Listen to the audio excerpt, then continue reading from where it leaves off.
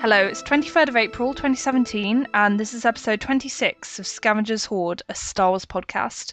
I'm Rachel. And I'm Kirsty. We're here to deliver a regular rundown of Star Wars news, analysis, and commentary, with a focus on the sequel trilogy and the future of the saga. Well, how has your week in Star Wars been, Kirsty? It's been pretty good. I've just been kind of keeping up with the news, kind of catching up with what came out of Celebration. Because I Mm-hmm. feel like we barely touched upon all of the stuff that was happening last week. There was just so Yes. much that, yeah, like there's all sorts of things we didn't have a chance to talk about.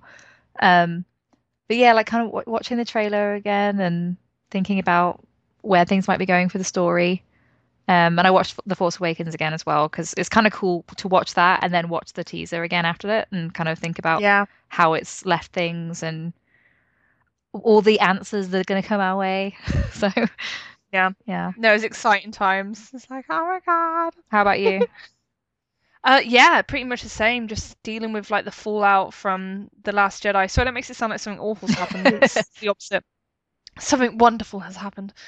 Um, but yeah, there's just been so much to process, and on Tumblr in particular, there's just been like 50 million ask messages to answer, because naturally everyone's very curious about things and they have loads of questions, which is awesome.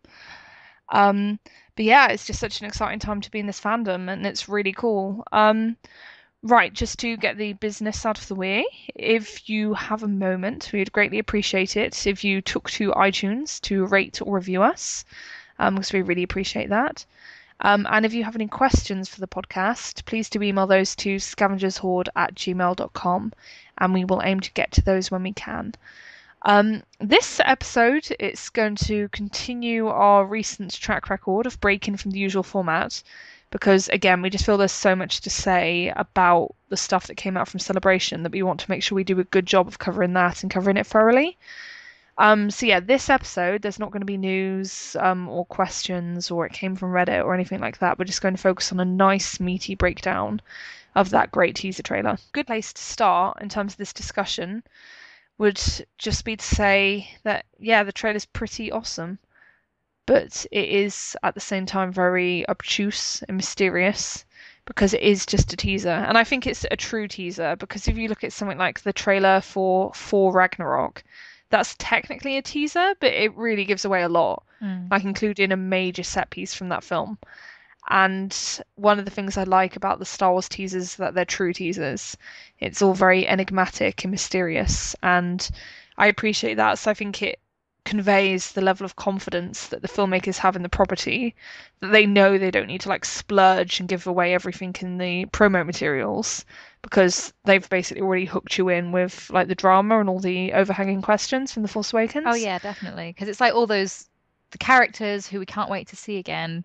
It's all like, very either very tight shots of the characters' faces or like these epic location like glimpses.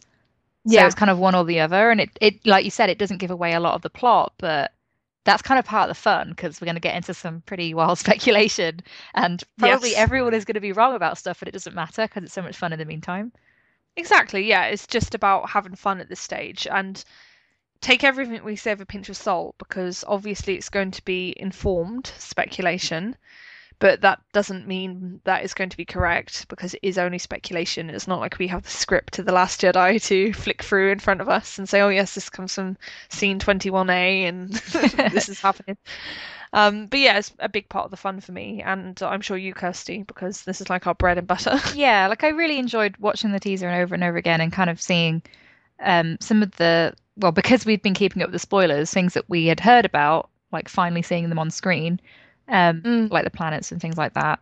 But also to kind of tease out some of the themes and influences that Ryan Johnson's been talking about, like during the filmmaking process. So things like the yeah, movie Letter Never Sent that we've talked about before. yeah. Yeah, it's just kind of fun to look at it and then recognize, oh, maybe that's what he was talking about, you know? Exactly. That's a really exciting part of it. Right. I think this is probably a good time to actually move into the breakdown proper. And before we start this, it's very important to say that this whole discussion is going to be heavily infused with spoilers. So essentially, I'll just say stop here if you don't want to be spoiled for The Last Jedi. because we're going to be referring to things like making Star Wars articles and articles from Star Wars Newsnet, and those are sources that have like levels of trustworthiness, especially making Star Wars. So they are going to be on the money. In short, please don't go on if you want to avoid being spoiled, because this is a spoiler breakdown and some of this is legit information that is not otherwise out in the public domain. So consider yourself warned. Turn back now. Please, please, please, please, please don't hold us to account.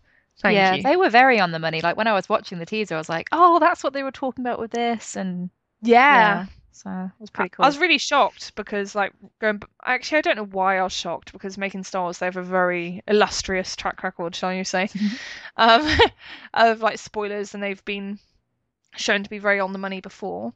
But yeah, I guess because this was like the first real test of their Last Jedi information, and yeah, they were on the nose for pretty much everything, and it's very, very impressive. So they're doing a great job over there.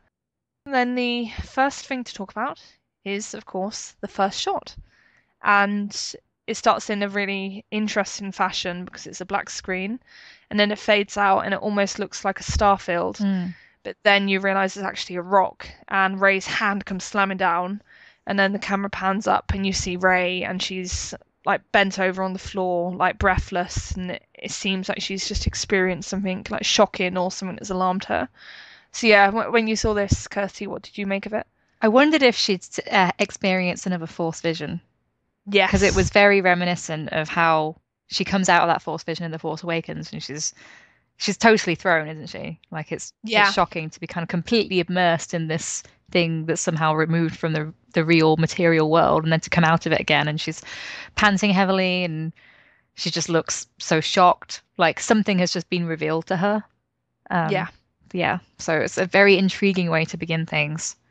Yeah. And the music's very mystical as well, so kind of adds to that Yeah. feel. There's always like a strain of like evil or something sinister going on. The main thing I noticed, and this isn't just with this shop, regarding Rey, Mm-hmm. they made a point of showing us her new look on the toy packaging that they'd released recently, like with her Yes. new hairstyle and a slightly different outfit and things. But everything we saw of her in this teaser was recognized from The Force Awakens, her look there. Yeah. So, you can logically deduce from that that everything we see of Rey, and I guess Finn too, because he's still in the Bacta like thing recovering, Mm-hmm. um, is pretty early on in the film, right? Which makes Yeah. sense because they don't want to reveal major developments. But it's just something to keep in mind when we're trying to piece together the structure of the film. Yeah. No, I think this is going to be one of the first things that happens. It's probably a very early scene. One thing I was wondering about is how you know it starts off and it, like tricks you into thinking you're looking at a starfield before you realize it's a rock. I do wonder if that's like an illusion that's going to be used in the film itself, like as in that will be the transition from the vision back to reality, Mm. like that close up on the rock.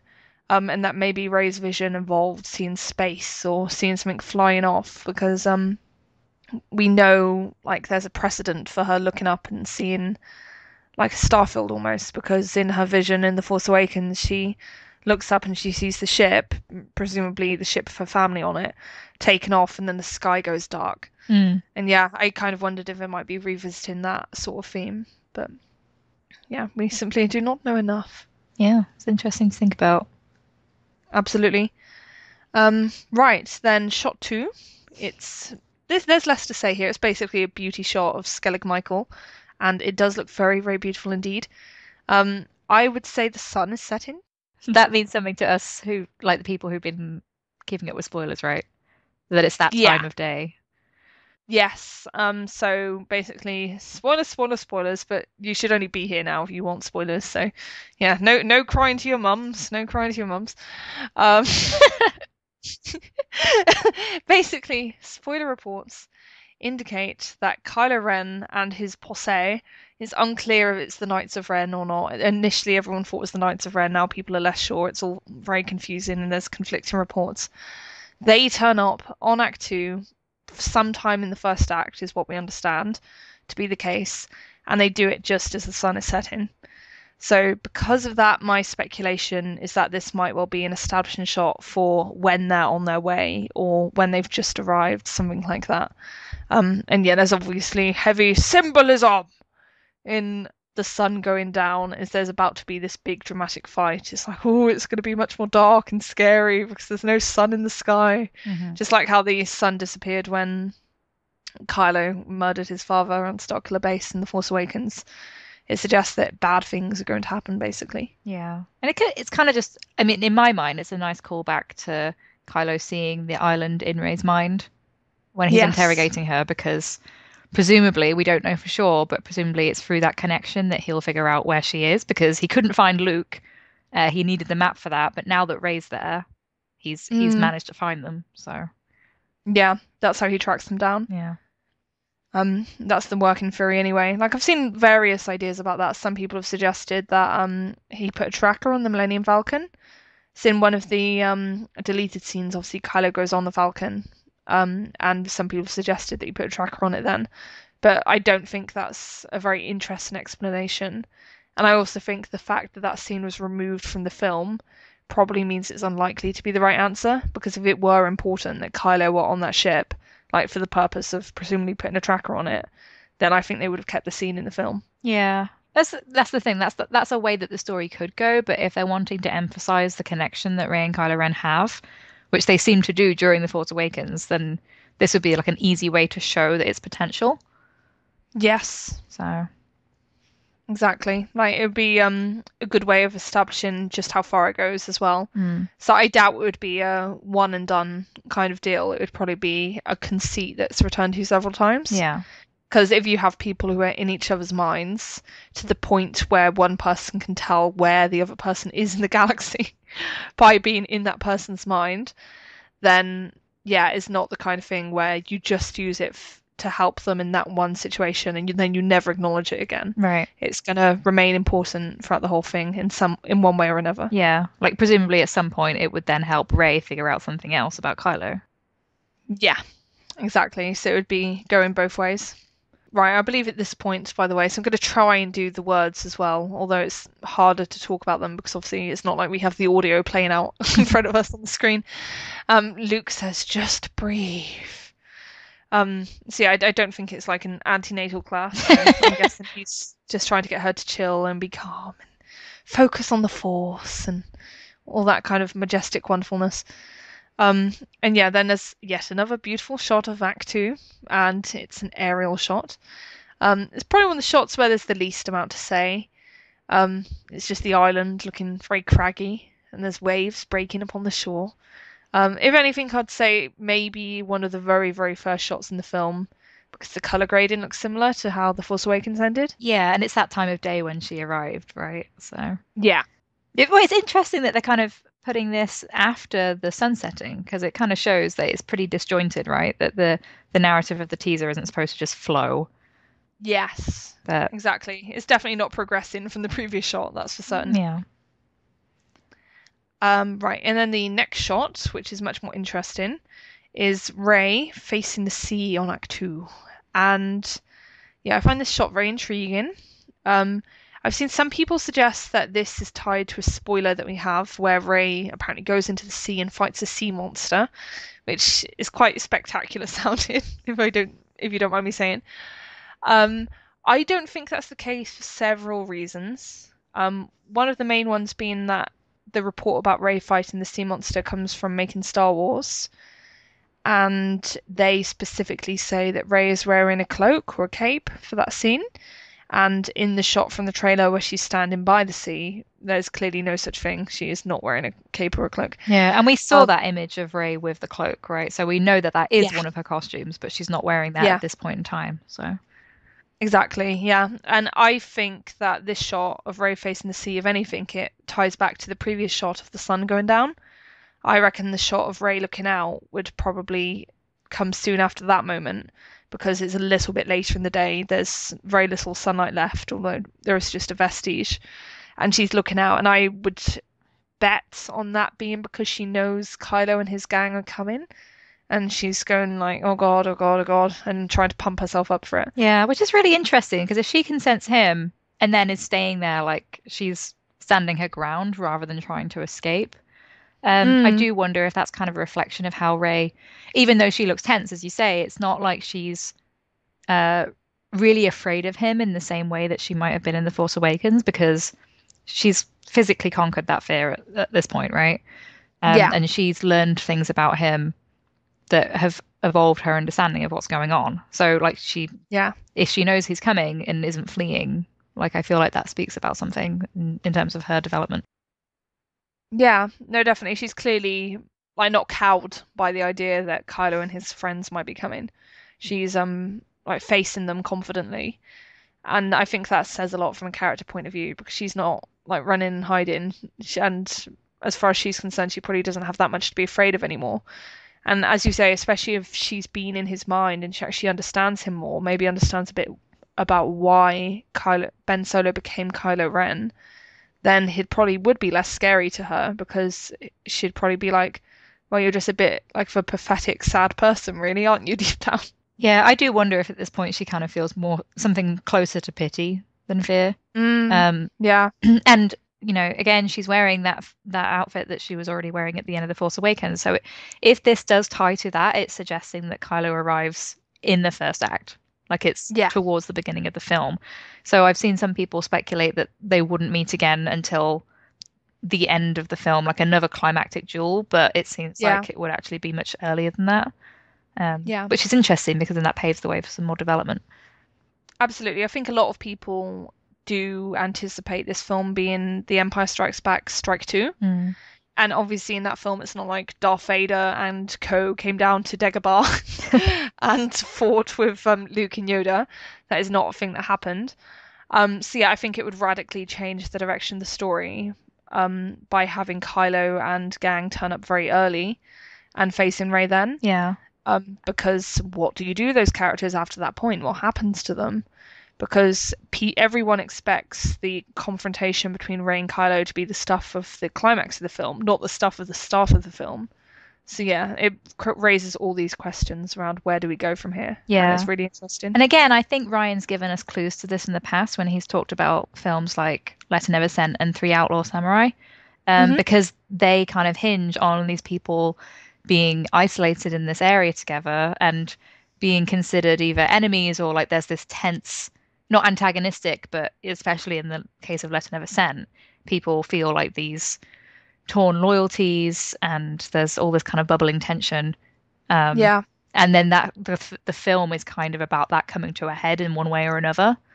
Yes. So, and Three Outlaw Samurai, obviously someone's taken prisoner. Sorry, I'm giving out huge spoilers for these films. Sorry if people haven't watched them, but it's interesting to watch them and then think about how they might play into it because they do have that feel of like people who probably don't necessarily want to be around each other, or Hmm. like one person does and the other person doesn't. Um, yeah, it's paves the way for some very interesting interactions. Totally. Right. And then shot 5 is Rey, and she's levitating some rocks. And yeah, one can only assume that this is like a training thing that Luke is getting her to do. Although that might be a bit of a false assumption, to be honest, because that's what everyone expects it to be. So, knowing Ryan Johnson, it might well be something really tricksy or weird that none of us could anticipate. But it does seem very much like a training exercise. She's starting small, and then maybe later on she'll get bigger. Like maybe she'll levitate the whole sea monster. See it in its full glory. That'd actually be quite cruel. So And this was something that we'd heard about from the Disney shareholders presentation, right? yes, So it wasn't a huge surprise to see this, but it does kind of remind me of Looper as well. Um, yeah, which I know there's it's like, lots of yeah, levitation. it's obviously like a precedent we have in Star Wars from Empire, but I don't know, because it's Ryan Johnson, it kind of reminded me of that shot with the kid levitating everything in the room. Yeah, it makes you wonder if Ray will have a similar moment. Yeah, it's interesting to think about how she will learn to control her powers, right? Because Mm, yeah, something tells me that it's just not going to go the same way as it did with Luke, because everyone's counting on that, right? Everyone's counting on Rey being the new Luke, but she isn't. She's her own character. So yeah, I think in many ways, The Last Jedi will be like Empire Strikes Back gone really, really wrong. Because you could argue that everything went wrong in The Empire Strikes Back anyway, because Luke disobeyed his orders and everything. But that really does seem quite minor, and I think there's room for Rey to go much more off target, so to speak, than Luke did. Yeah, and I think that's a very exciting prospect, if true. Mhm. Um, yeah, and then there's some more dialogue here, and it's Luke again, and he's saying, "Now, just reach out. What do you see?" Nice impression. Thank you. I wasn't sure I was going for like Christian Bale or Mark. Probably like halfway between them. It's Um, cool that we're just hearing dialogue from Luke finally, right? I know, right? Like he wasn't speaking at all, and now you can't shut him up. But he's very much in Oh, that whole mystical, like wizened mentor kind of. That's what it sounds like, right? That he's like, it's very breathe, like, you know, that he has the endless wisdom to share. Like, and asking yes, her, what does she see as well? Like, it's focusing on Rey's connection with the Force. totally. Yeah, no, he's been very teachery. Um, yeah, like it's all like very instructional video almost. Um, but yeah, no, so it's cool. Unsurprised, not surprising that Rey's been trained. It seems from going by this that her training is in full swing during the first act. I kind of wonder if Luke, although he initially doesn't really want to train her or give her any guidance or help, he kind of decides he has to because he realizes that Kylo Ren's come in. Maybe because Rey tells him. And he's like, "Oh crap! Oh crap! Oh crap! We need to get you ready." And then everything starts in high gear. So okay, levitate rocks, fight the sea monster, do it, do it, do it. Yeah. It's Yeah, interesting. I know that people like, oh yeah, Rey's definitely going to get trained by Luke, but then also there's this idea that Luke would take Kylo on himself. But if he's mm, training up Rey, that would kind of indicate that that's not something that he's willing to engage in, right? yeah, it's something he feels that Rey has to do rather than he has to do. I wonder if that fits in with his whole the Jedi need to end. It's like I know, like the idea of seeing Luke with his lightsaber again would be really cool. Like it's Mm, very fan servicey, and obviously after the Force Awakens, people are itching to see Luke do something impressive. But yeah, it might be that he's kind of left that behind him, right? yeah. Like I could see him becoming like a super, super extreme pacifist because obviously at the end of Return of the Jedi, his defining moment is throwing away his lightsaber, refusing to use it. So I could see him being in a situation where he's like, "Well, I won't fight. You will fight because someone has to put this guy down and stop him." But then that's it. There is going to be no more.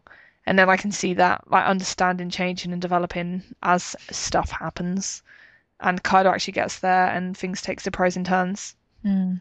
Because I think it is a bit of a false assumption that Rey went there to be trained. I don't think she did. I think she just went there to get Luke back. Like I don't for a minute think she anticipated staying there for like months and months so Luke could train her because as far as she's concerned, Luke needs to be back stat with Leia and the rest of them. And her job is to get Luke back to them. So I think she will probably be quite frustrated and annoyed that Luke doesn't want to budge immediately. Yeah, that's another thing that Daisy's been kind of hinting at recently with her interviews, right? That Rey now has to figure out what she wants because she was kind of bumped along with the events of The Force Mm, Awakens and it's kind of, oh, she's at this island now, but now how does she feel about being trained up? Or does she want to leave or go back to Jakku? Like that would be an option for her if she wanted to do that. So it's kind of crunch time for Rey to figure out what she wants in life as well. yeah. And it might not be what everyone assumes. And that's kind of what Daisy was hinting at, that um she almost said, what did she say? Like, um I feel like Rey sometimes. That's what she said. Like, this is kind of like my feeling that everyone's telling me that I should be in this way. So it's cool that she identifies with the character, that Mm, she feels like people are always telling her what to do and how to feel and be. yeah. So No, so I'm sure Daisy feels a lot of pressure, like being this like female icon and this role model mm, to loads of little girls.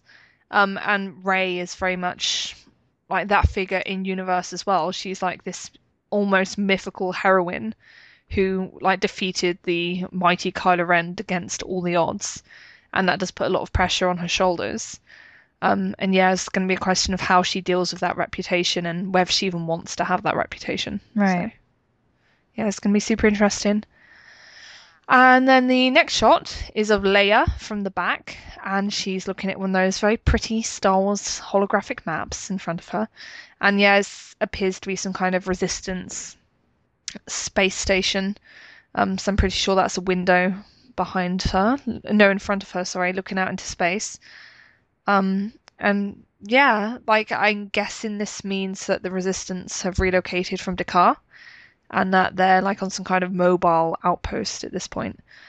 And Leia's outfit seems very regal and cool, and it's also worth noting that she has like a almost like intimidating silhouette, I guess you could say. Like she looks for a brief moment like she could be Darth Vader with the cloak, or like maybe even like Edgelord Kylo Ren.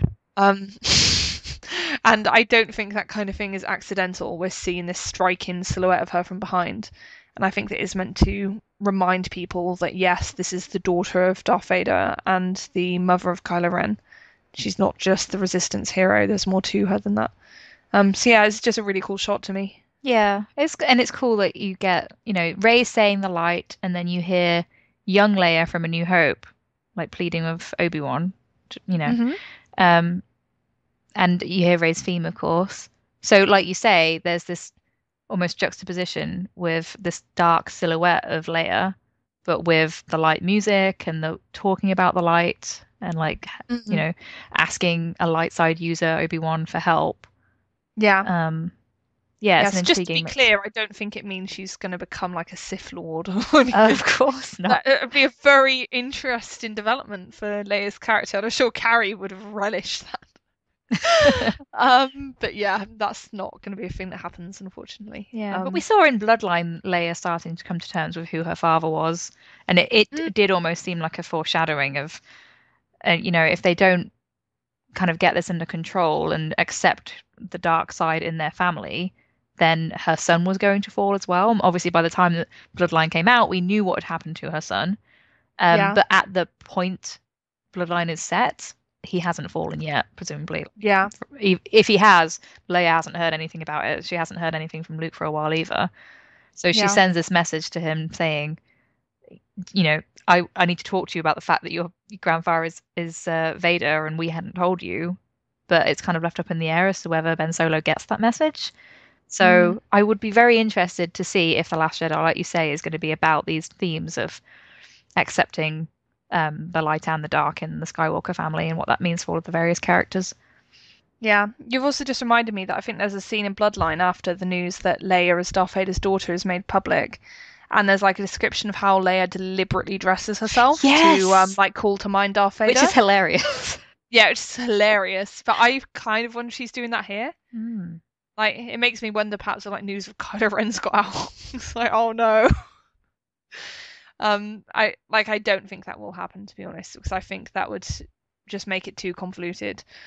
Um, But it could but be, I could, but it could be Leia herself dressing in that way for that reason, and then not necessarily yeah, like declaring it to everyone else, yeah, but yeah, kind of like a weird homage to her father or her son, like yeah. who she knows is still out there, and she believes, well, in The Force Awakens, at least she believed that he still had light in him.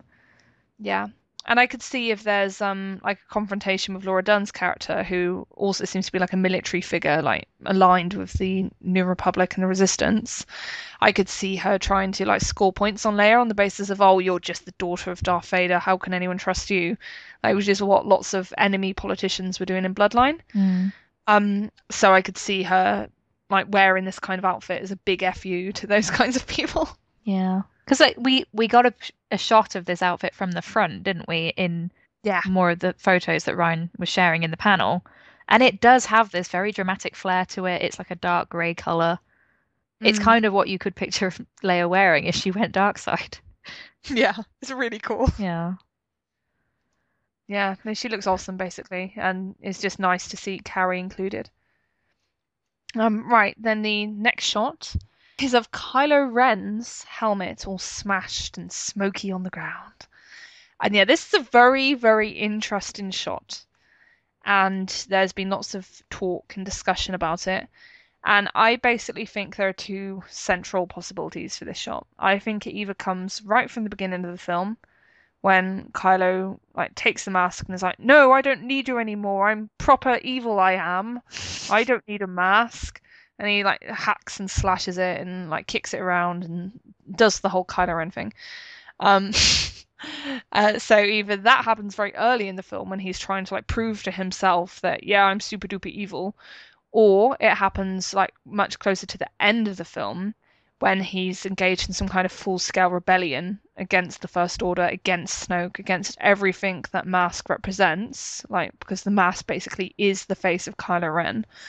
And he destroys it because he's like, no, I'm destroying you. I need to move on with my life. I'm going to just choose to be something different. Mm. If I had Um, to guess, I think it would mhm. be towards the beginning, Yeah, just kind of based on where they seem to be going with the character, and making Star Wars have mentioned that he seems to be wearing a mask much less of the time than he was in The Force Awakens. mm, Um, and that it's kind of a strange, like, it's a modification of the mask, but it's very subtle, and that yeah, he doesn't look quite right in it because his costume's changed and he doesn't have that cowl and hood anymore. So the mask looks very exposed and kind of strange. Um, yeah, and just, I don't know. For me, like if the intended symbolism is like you say that he's rejecting it because he's still kind of he's still in denial, thinking, "Oh, I don't need this anymore because I'm so strong." Then it would kind of subvert the audience's expectations as well, because then he goes off to Octo without the mask because he doesn't need it anymore, and then things kind of fall apart again. yeah. Um, yeah, because No, it's and he realizes that he's even more vulnerable because he doesn't have the mask to hide behind at this point. right. And everyone can see every single emotion that's playing across his face. So he'd probably like to think he can regulate his emotions and like convey this dark side badass from within himself. But yeah, I don't see that act being sustainable in the long term for him Yeah, because, like in the Star Wars data bank, they make a big point of saying how like he's more lost than ever and more confused and more directionless after killing his father. yeah, And killing his father was meant to have been the thing that like sold him on the dark side completely. That was meant to be the point of no return. And I think he wants that to have been his point of no return, but I don't think it will be. And I think that's going to be deeply troubling and upsetting to him. yeah. That's what you say, like the idea of doubling down on it and thinking, right, I made the right decision, even though it's still tearing him apart inside. But he probably feels like he has no other choice, Hmm. because he committed to that now. He can't take back that action. Um, so it's like, okay, well, I have to be with Snoke now. Like, but yeah, like he's committed to that now, and even though it's going to all come out that he's still a mess underneath, like there has to be that moment of tension where the audience is led to believe something because the character believes it. Yeah. Um, yeah, and Yeah. it fits in with what Ryan's been talking about with the references to Robert Bly, like this idea of men kind of cutting themselves off from their emotions, but then over time it comes back so much worse than ever. Mm. We got hints of that in The Force Awakens. Obviously, this is a person who's trying to suppress their emotions, and ironically, it comes out in these big emotional outbursts. But I feel like they have to kind of build on that idea to get to a climax. Yeah. What do you think about all the glass surrounding it? How the hell do you think that happened? I don't know, because you mentioned last week that you thought it was like the mask could have been in a display case of some kind. Yeah, that was just a speculation as I was I trying to like Yeah, wrestle with what the hell it might I'm be. really not sure, unless other stuff kind of got caught in the crossfire as he was destroying it. Um, Like, I do wonder if perhaps, like, it's because obviously in The Force Awakens his mask that was destroyed. So the mask he was wearing in The Force Awakens no longer exists because it was left on the bridge and it presumably blew up with the whole planet, unless some kind of like highly conscientious stormtrooper saw it there and thought, oh, Kylo Ren will need this, and picked it up and brought it along. So it's probably a new one.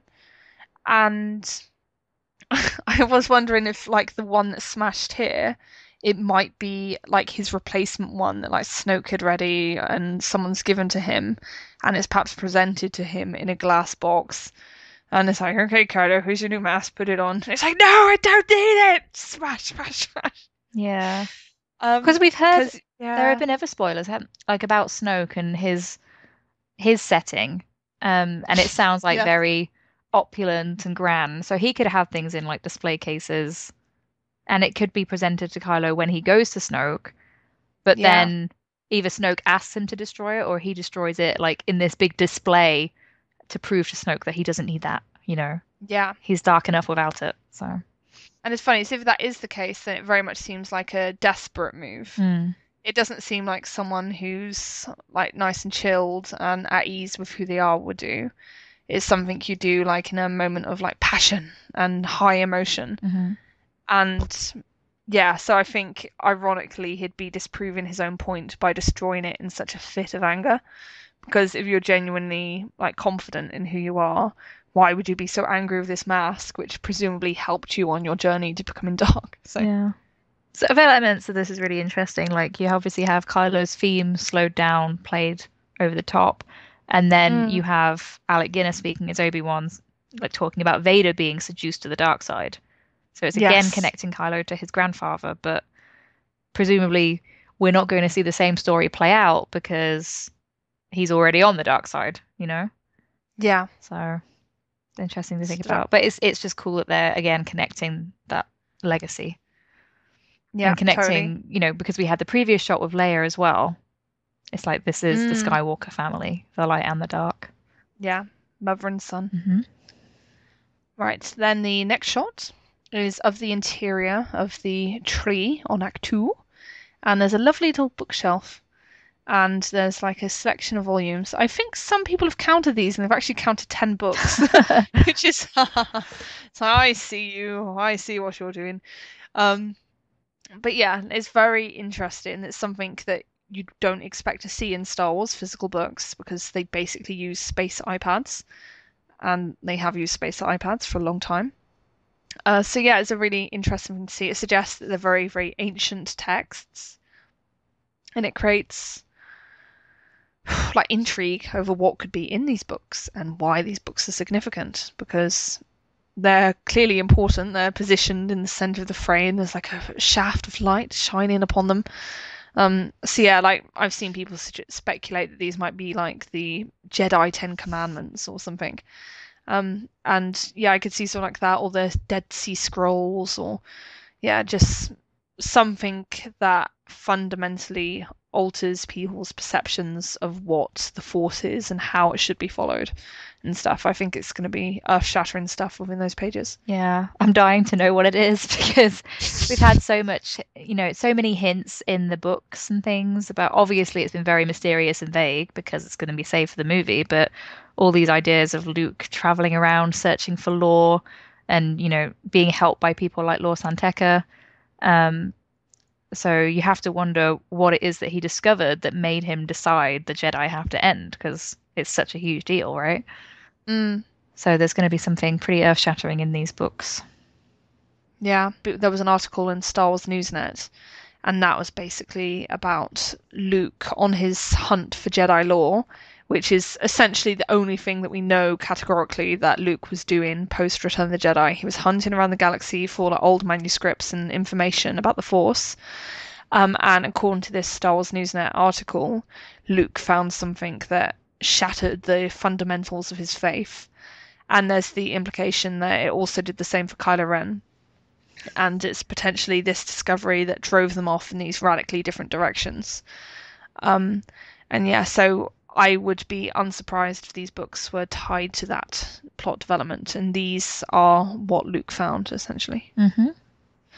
Um, yeah, and it's also worth saying here that at this point, like over this shot and the previous few shots, we also hear Rey replying to Luke when he asks her, "What do you see?"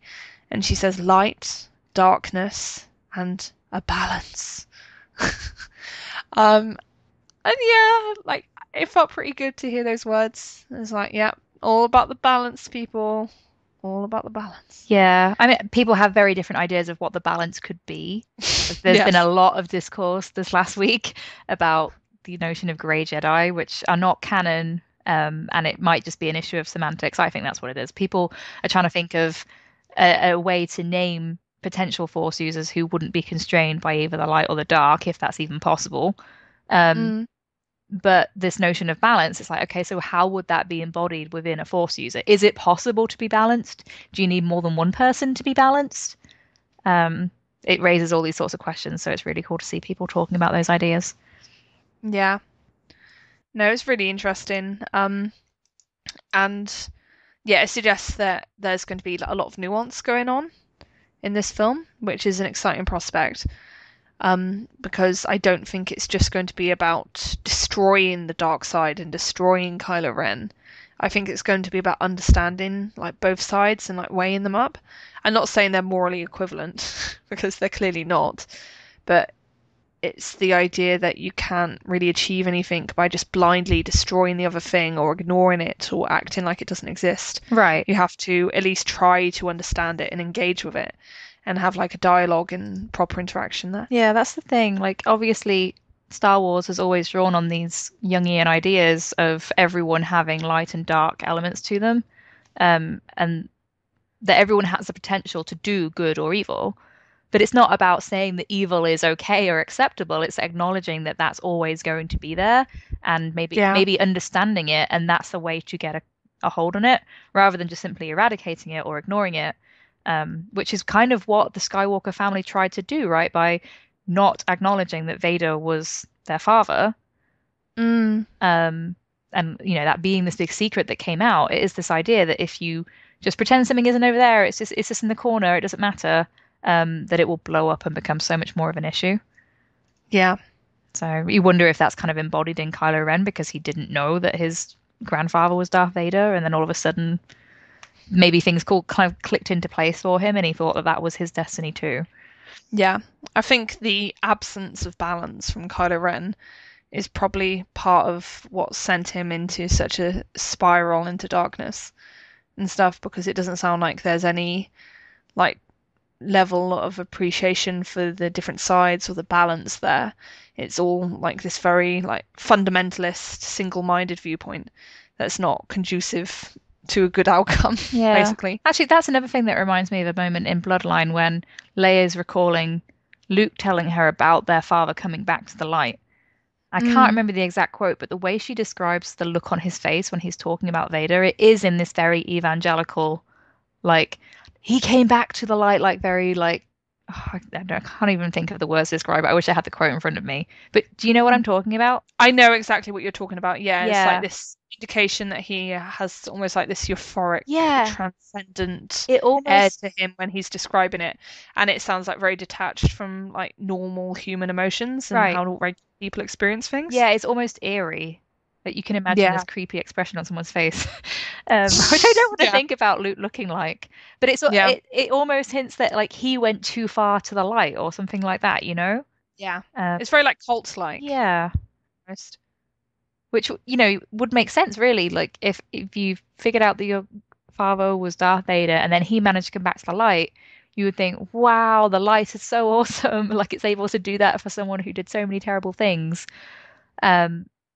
That like maybe it made Luke go too far the other way and he forgot about the dark or didn't take it seriously or didn't notice it taking over his nephew. It's interesting to think about all these possibilities. Absolutely.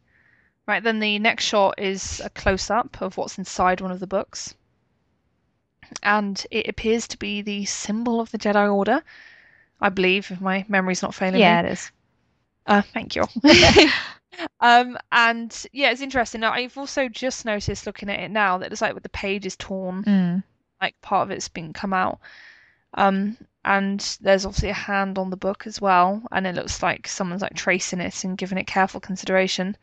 It's really impossible to say whose hand that is. It could be Rey's, it could be Luke's, it could be young Ben Solo's. Who knows? I have seen pictures of Rey from Jakku with very similar gloves, so that makes it somewhat more plausible that it might be her. But yeah, it is clear that this is just the interior of one of the books from the previous shot. Yeah, and you're right that it does look damaged. I mean, that might just be a case of it being old. Yeah.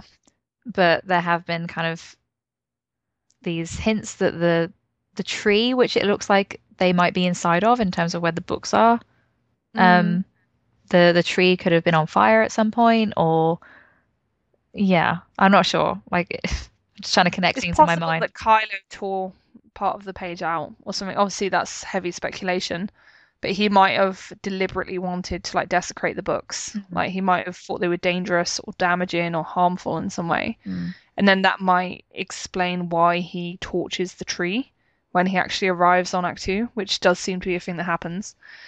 because the tree is clearly what contains the books, and he, I guess, would know that. And so he's like, nope, these are gone. These are gone. Wow. Do not stop me. Maybe. And yeah, it's also worth mentioning that in coming up to the next shot, Luke whispers, "It's so much bigger." And that's in response to Rey saying light, darkness, and a balance. So I'm guessing he's basically telling her, "Oh, your idea's way too simplistic. There's loads more going on. God." Not in that whiny way though. So yeah, that's an interesting comment from him. And it does definitely suggest that Luke's had his mind expanded, as our minds will inevitably be expanded when we watch this film. Yes, is an interesting quote. And the next shot that line comes over is a very, very wide and distant shot. And it's like Rey swinging a lightsaber back and forth. There's a figure watching her from further up on the cliffside, and it looks to me to be Luke because he's wearing like the same kind of tunic that he's wearing in the last shot of the trailer, where he's in a silhouette form. Yeah. And then closer to Rey, there's a tall rock, and I've seen some people speculate that Yoda might be perched on the rock, which is very possible, but it's just too distant. I think I don't think you can say with certainty. You know. Well, you wouldn't see a Force ghost like that, would you? I wouldn't think so. It would be a bit odd. Like it would suggest like Yoda's become a bit of a permanent fixture on the island. So, are you worried I'm going to watch? Chill, as I watch you. Sorry, I'm really bad at Yoda speak. I should never try that. Yeah, I think it is just a rock. Yeah. This is going to be like the gravestone of The Last Jedi, isn't it? Can you remember everyone thought that rock next to Luke at the end of The Force Awakens? People were convinced it was the gravestone of his dead wife. Yep. Yeah. This is going to be that, I swear to you. Oh dear. It's going to be annoying. But yeah, Yoda is in the film. Basically, we've had that all but confirmed, essentially. So if it were Yoda, it wouldn't be a shock, but for various reasons, it seems unlikely. But yeah, just beyond any of that nonsense, it just seems to be a very beautiful and striking shot. Ireland looks amazing. Mm-hmm. Can't wait to go there. So yeah, fun times. Right, and then the next shot is interesting because it's actually no, actually that's not true because we have Leia before. I was going to say it's the first shot that is not of Act 2, but that is a blatant lie, so apologies. The next shot is of Krayt, which I'm probably mispronouncing, but oh well. And it's a resistance planet, and we've previously heard quite a lot about it from Making Star Wars. And they've been really, really on the money with their reports about this whole planet because everything is lining up pretty well. And yeah, like they filmed this on salt flats in Bolivia, and so the surface that you're seeing, like it's not snow, it's like this white salty crust on the planet. And if you look carefully at the ships, you'll see they kind of have these like sharp drills attached to them, and they're deliberately cutting open the earth to release this red gas.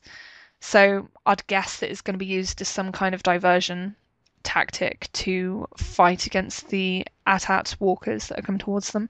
Is that what you see, Kirsty? Yeah, I think so. There were some kind of interesting parts in the Making Star Wars reports where they said there was red. Did they say like they compared it to lava? Yes, they did, I think. Yeah, I'm guessing that must have just been a mistake. I've seen other write-ups of the trailer suggest that it could be like a smoke. So yeah, if it's like a gas that's underneath the salt, then I guess that would make sense for them to use it against the First Order if they come and invade. I think they're new ships as well. I don't think they're existing ships, but I'm not like the person to go to for Star Wars ships. At least not ships of this variety. It's really beautiful though, isn't it? Like that the color contrast. Beautiful. It's something very different that we haven't seen before. Like it is, yeah. Yeah, I think maybe again with the Empire references, people could be like, "Oh, a white surface planet is going to be another Hoth," but yeah, visually it's quite distinct. Yeah, I've seen lots of people jump on that idea. It's like, oh, it's just copying Empire Strikes Back.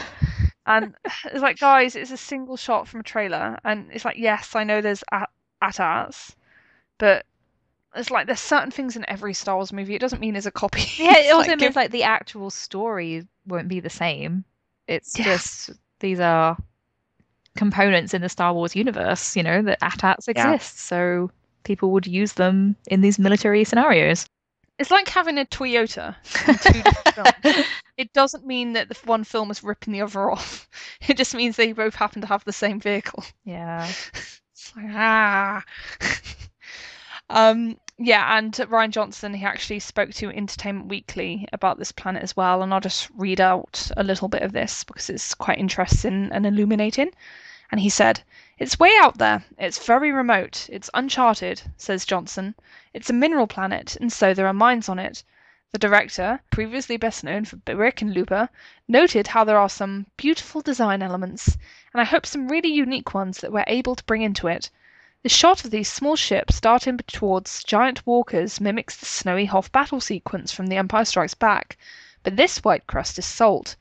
The white dusting of salt over this red, rubyish mineral base, he says.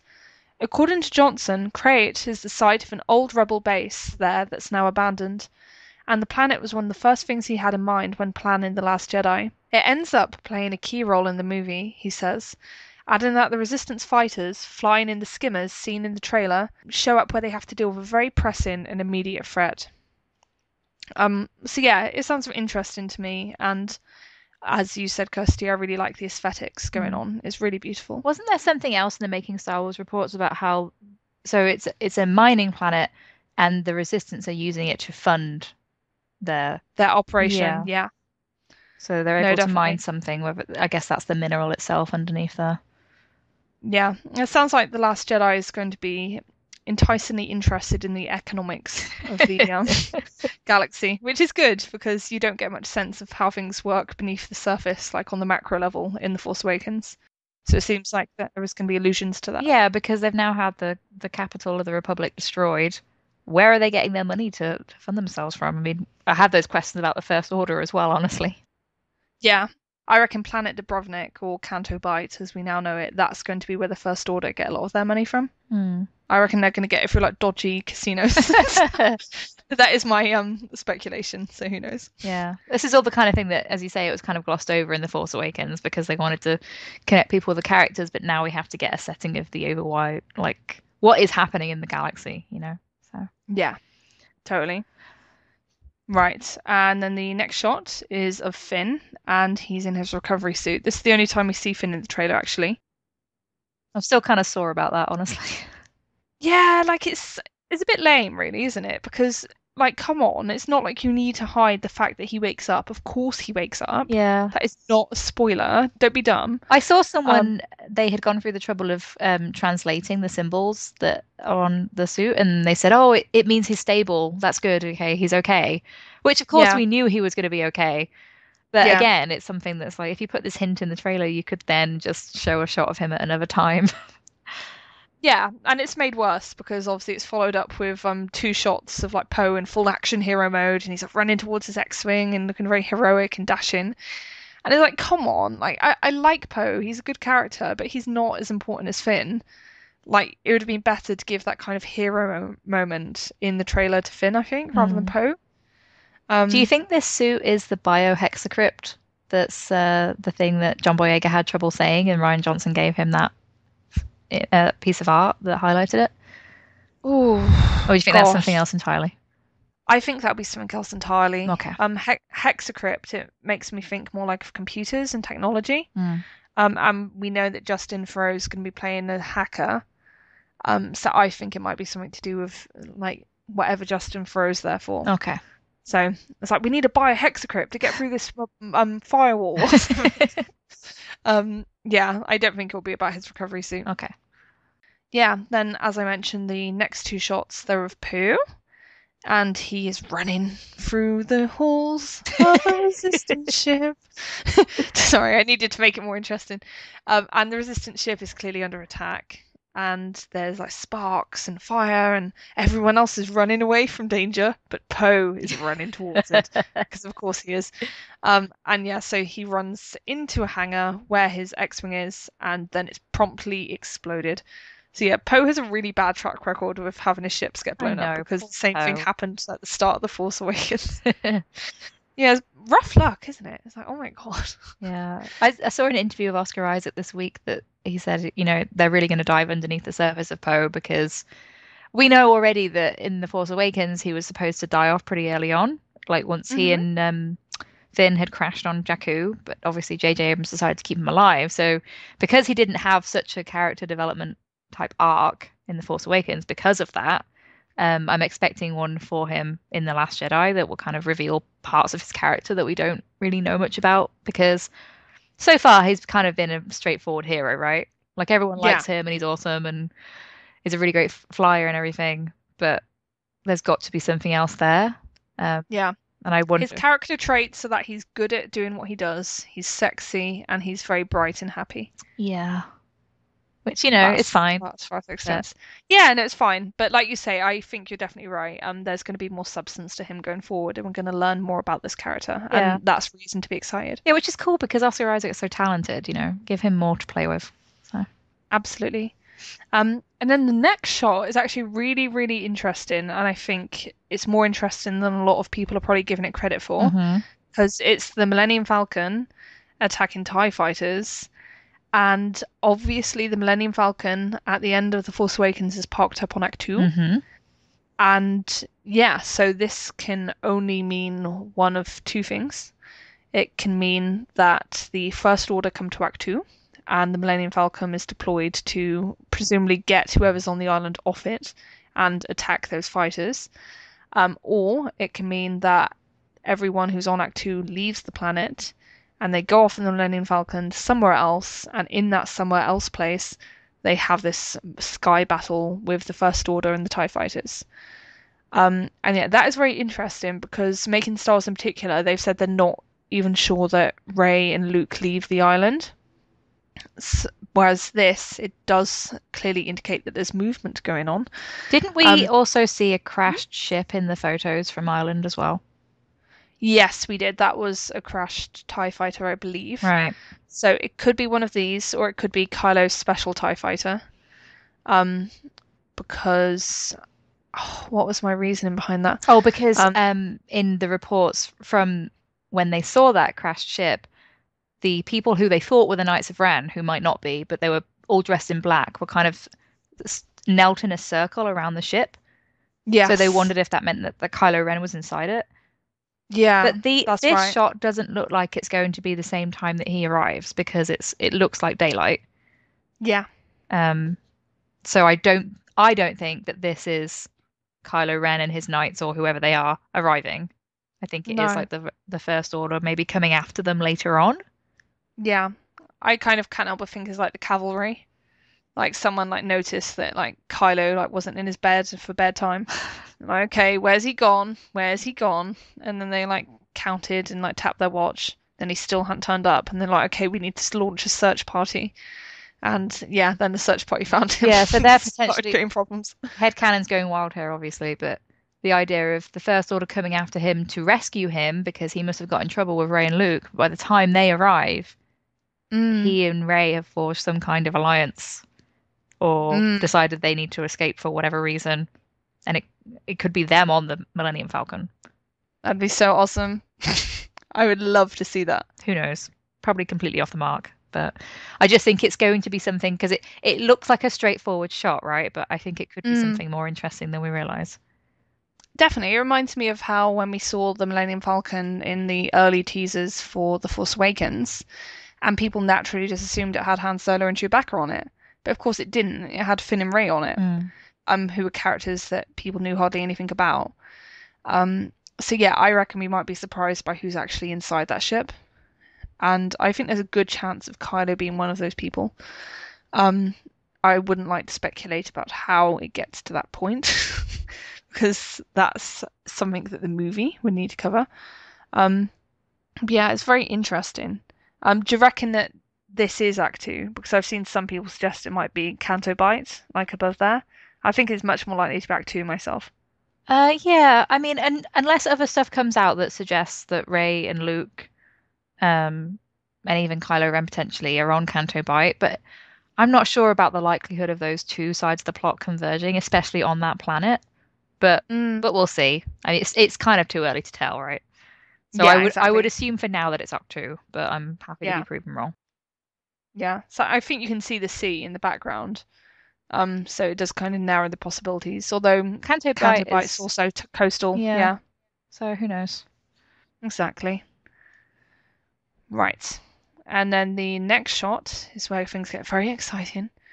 And you see Rey, and she's running full pelt, and it's dark again. So, as we mentioned before, it seems like this is from the time when Kylo and his gang have turned up.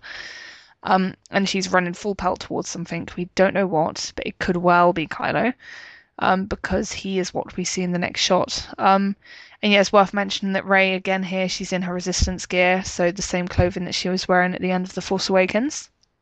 So, and that again to me indicates that this is first act stuff. And yeah, like I do not for a minute think this is training.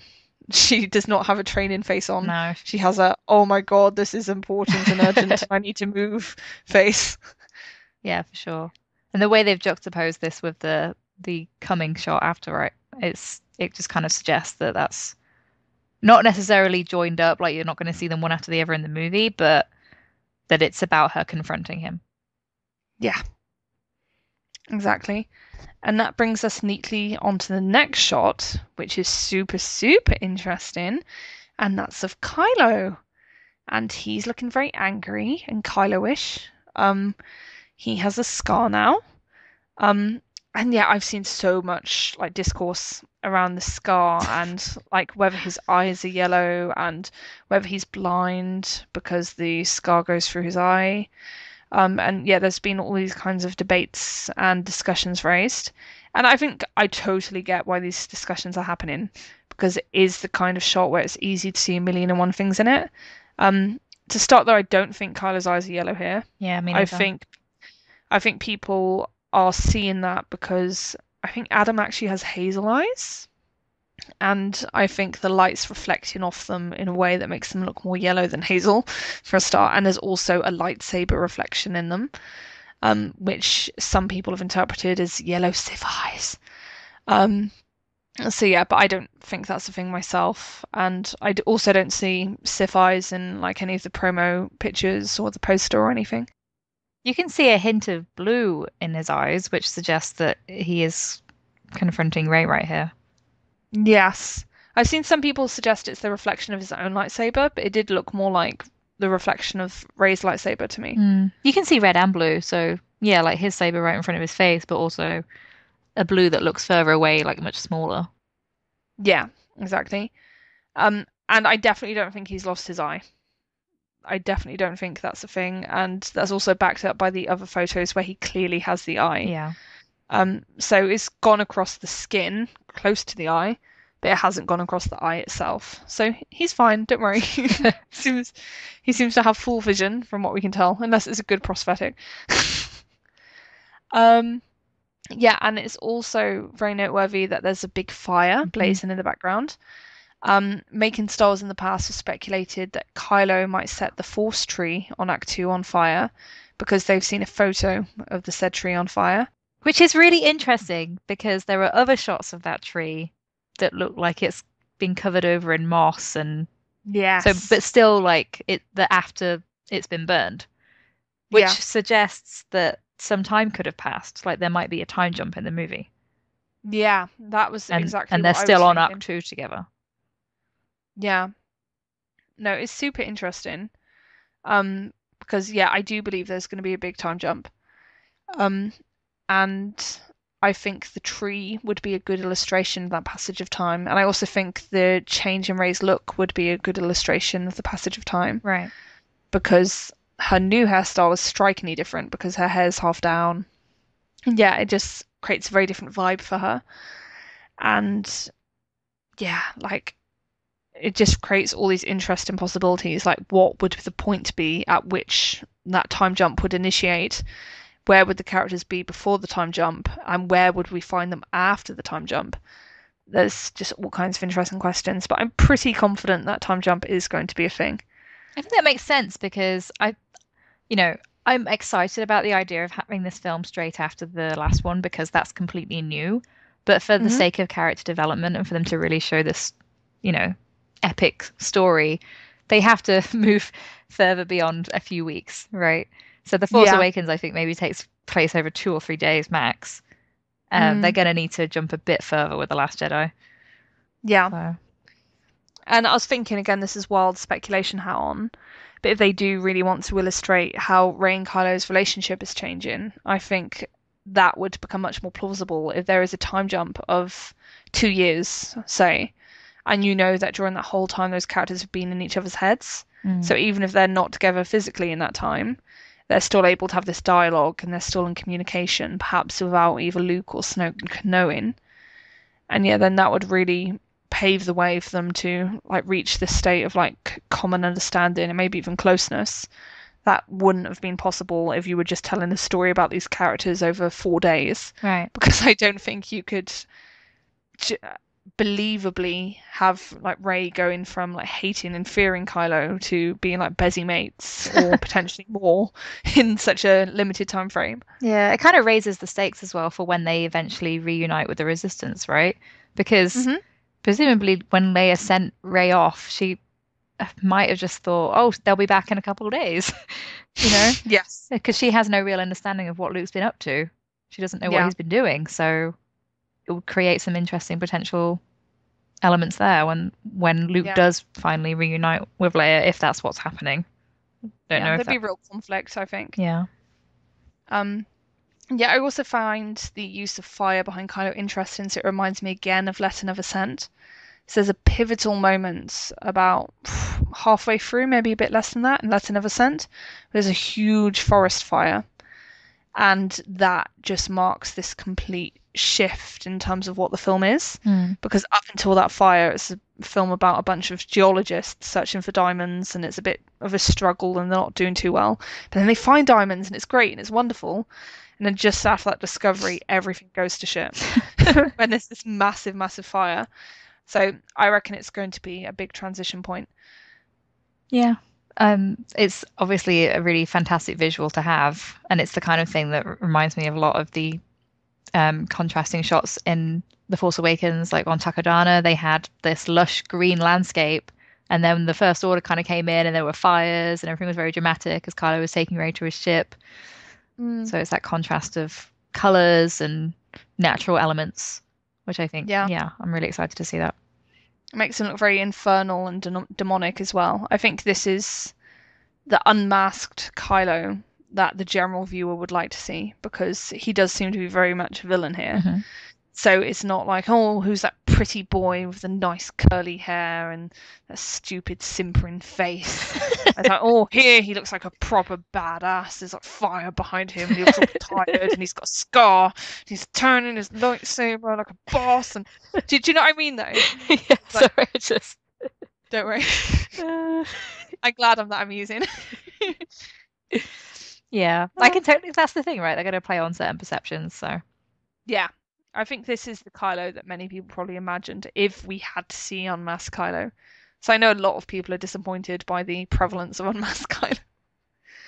Which I understand, because even I expected to see way more masked Kylo than unmasked Kylo, like in the promotional phase. So I was shocked by how, it's basically all just Adam Driver. That was a surprise to me. Yeah. Right, and then the next shot, it is like massive rewind actually to the past, because here we see Luke's academy burning. No, actually, it's Luke's not academy, isn't it? Papa said not academy. It's interesting though, because it's a rewind because we know about, because we recognize it from the Force vision in The Force Awakens, but also because we've heard that, from spoilers, that they'll be returning to that vision and it will be kind of elaborated on exactly what happened there. But because it's juxtaposed with the last scene, it looks like, you could have seen Kylo burning this down in real time in the movie. Yes. I think I've seen people wonder if this is on Act 2, so I think it was intentionally misleading. Yeah, I think there's 3 different shots of fire, and there has been confusion over which ones are part of the same scene. And I think the answer is they're all part of different scenes. There are just lots of different moments of fire in this film. Yeah, and I've seen some articles even speculate that this could be Rey with R2 as opposed to Luke, who we knew was with him in the Force vision from The Force Awakens. Yeah, no, I don't buy that. No, I don't think so either. Sounds so blunt. I think it was just someone not quite realizing that we'd already seen this before in a different version. And obviously, if you're not keeping up with spoilers, you don't know that they're going to revisit this specific moment. So Mm.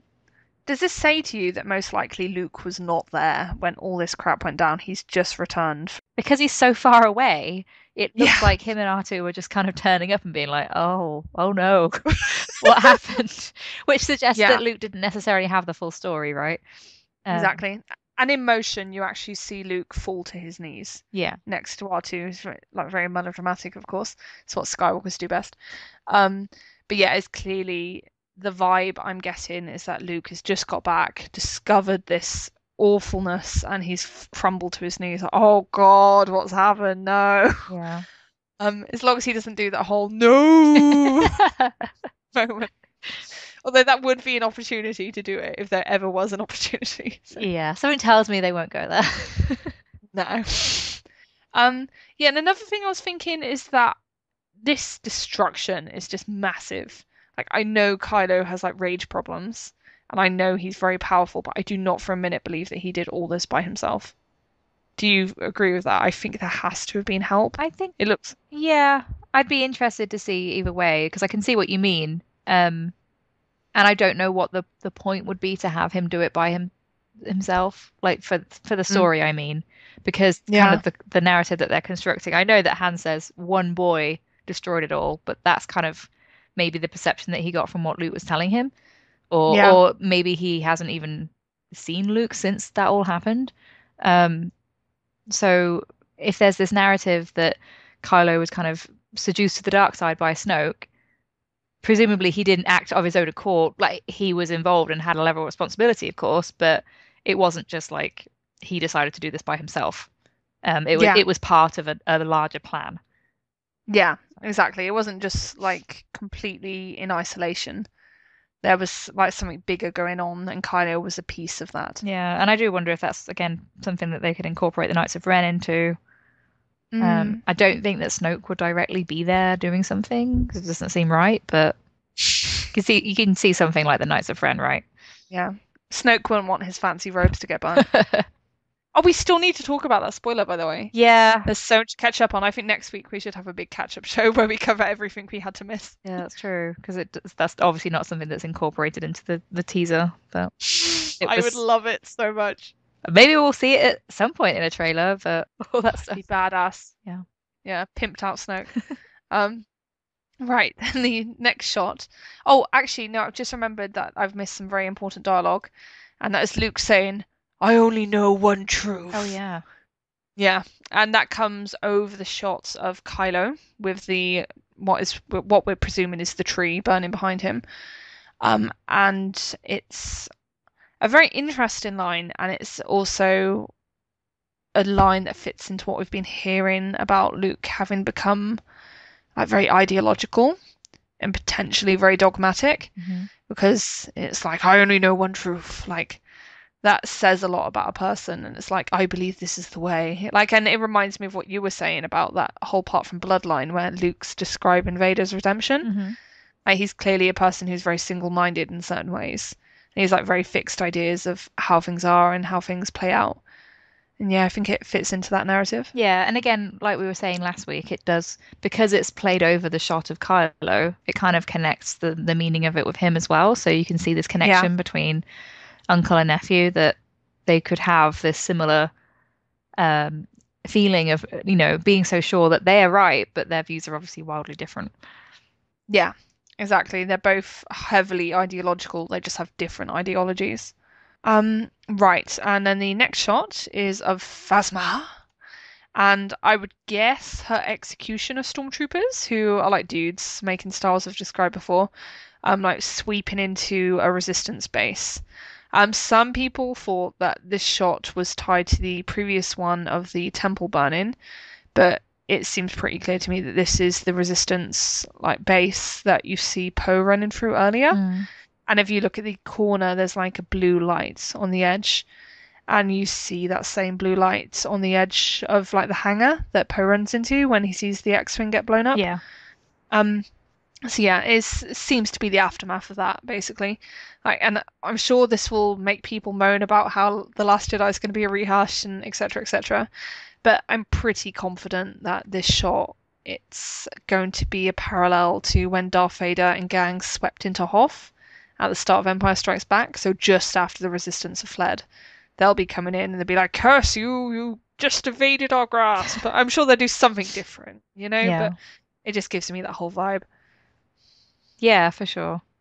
Um, I wonder if Finn is going to be there still somehow. Like, is this just like the Mm, hangar that's damaged and they're still going to be trying to evacuate people?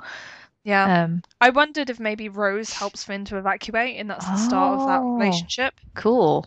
Like he could still be in like the pod, like in the coma. Yeah. And like everyone else is like running around like crazy, and then Rose sees him and is like, "Oh my God, it's the Resistance hero, Finn!" Because we know Rose like hero worships Finn from the comments they've been making, Yeah. and then we see her like help him, and then that's the start of that relationship. Yeah, that's a good idea. It'd be interesting to see something like that play out. Um, right, then the next shots, they are of some very weird looking ships. Um, and I wouldn't really be able to describe them properly, so I'm actually going to refer to the Making Star Wars spoiler report that came out before the teaser for The Last Jedi and described like these ships perfectly. It's really uncanny. Um, and the report goes, it also sounds like the new Resistance ships Admiral Holdo brings to the fleet are formidable. They're sort of an abstract design, but they have bull turrets on them, just like the low-altitude assault transports from Attack of the Clones. Supposedly, you can see the Resistance fighters in them as they blast highs and go up against Supreme Leader Snoke's Mega Destroyer. So yeah, it's a very interesting insight. It suggests to me that this might actually be something from one of the later acts of the film. Mm. So I don't see the Resistance fighting against Snoke's like Mega Destroyer. Yeah, that's a which big sounds deal, really isn't it? badass. Because Yeah, that is a big deal. Snoke is so far removed from everything in The Force Awakens. He's, we just see him through a hologram, but if he's actually on that ship, that's huge. That is huge. Yeah, I can only see that being last act stuff. Yeah. Um, it makes me wonder if Snoke would do something awful to the Resistance, to be honest, in retribution for that. Yeah. So be like, curse you for destroying my tea set. I'm not sure if Snoke drinks tea. Like, if it were, it'd have to be like a very special blend. I feel like this is going to Um, have to be a battle that the Resistance loses, right? So that it's not because The yes. Force Awakens they won so decisively at the end there. Yeah, that's what I was thinking. Like, it could be a good way to leave The Last Jedi on a very dark note for the Resistance and then create real stakes for the next film Hmm. because The Force Awakens ends things on a very happy, happy, happy note for the Resistance. Nothing wrong with that, of course, but I just think it'd be nice to mix it up and have a bit of a change. Yeah. Um, right, and then the very final shot is of Luke in silhouette, and he's like at the entrance to what I'm going to describe as a tree cave. You only really see it properly when like the contrast is altered, Mm. but it's clearly not like a traditional cave. It's not rocks. It's like tree trunks, and they're all sinewy and like flowy and everything. And you can also see Rey's staff leaning against the wall. I like that she's So still using the staff. yeah, no, it's cool, and it's very sensible of her as well because it's got a lot of utility in it. Um, so yeah, it would be a horrible waste really if she just dropped it. Um, and yeah, especially on those like steep inclines on Act Two, she's going to use it. But yeah, like Luke looks very miserable just from his stance and his words, which are by now very famous. It's time for the Jedi to end. It's a dramatic pause. Yeah, I can't really do it justice, unfortunately. Sorry, Mark. um, but yeah, it's a very interesting line, and I believe they're not tricking us. I think that the line is what it is. I've seen some people suggest that like the line might be something like "It's time for the Jedi to end world poverty." Something. But I don't think it's a fake out like that. Yeah. I'm not sure if it's going to be a line that's actually in the movie because I was watching a John Boyega interview and he said, "Oh, I didn't see that line in the script." And it's totally possible that they don't get the whole script. Like that's, probably even likely. But we also know that Mark Hamill recorded lines specifically for the teaser. So Yes. it's possible that we wouldn't actually get this line in the movie. It's just kind of a sentiment that's being echoed. Yeah, I saw that interview of John, or at least the GIF version of it. And I found it interesting though, is he basically indicated that just the whole idea of Luke wanting the Jedi to end was like complete news to him. Like really like weird and like alarming. Like why the hell would Luke want the Jedi to end? Hmm. And I was thinking like, well, like if that is like a big part of the film, like which is what the teaser is leading us to believe, then surely that would not be big news to John. But he's probably just playing coy or something. Or like you say, he might not have even had the relevant script pages Yeah, he's because there either was so much secrecy. yeah, he's either trolling in the interview and knows full well why, Yes. or as we've kind of speculated for a while now, his character is very far removed from this element of the plot. Uh, Yeah. so he might not be aware of it. I don't know. I don't know how all this stuff works. Like if after the movie they're all kind of talking to each other and they're able to know about other things that don't concern their characters, or if it is still all very hush hush. I can't see them being that cruel, to be honest. So it'd be so mean. They can talk to hardly anyone in the world about this stuff. They have to carry all this forbidden knowledge with them. It would be And they, strange to be part of a movie and not know the actual story, right? yeah, To just know the only, the parts that your character happens to be in, but otherwise not connect that with the wider narrative. It would be kind of strange to have to answer questions about it then. yeah, it'd be very strange. Um, and yeah, I guess just the only other thing worth mentioning is that Luke has clearly changed his clothes from what he was wearing at the end of The Force Awakens. Yeah. So at the end of The Force Awakens, he's wearing like these long ceremonial kind of robes. So yeah, that indicates that some time has passed. It's unclear how much, because Luke seems to have quite a few costume changes, to be honest. Yeah. From between this and the like spoiler reports about what Luke's wearing, it seems like he has at least 3 or 4 costumes. So yeah, maybe he's just like a bit of a fashionista, like tramp fashion or But something. didn't Making Star Wars say that he looked pretty grubby and dirty at one point? Yes. I don't wonder if that's this one because they described it as like a garbage bag. So this He, like because it's shorter than the robes that he's wearing before, it could be yeah. like this thing could be really dirty for some reason. I guess if he's climbing over rocks and into trees and stuff, that makes sense. He does look like he's about to go like diving into like dumpsters. Oh, poor Luke. Oh, got some nice cans of tuna. We need to get him out of that funk. Yeah, no, exactly. He needs to be Grand Jedi Master, not depressed hobo. Yeah.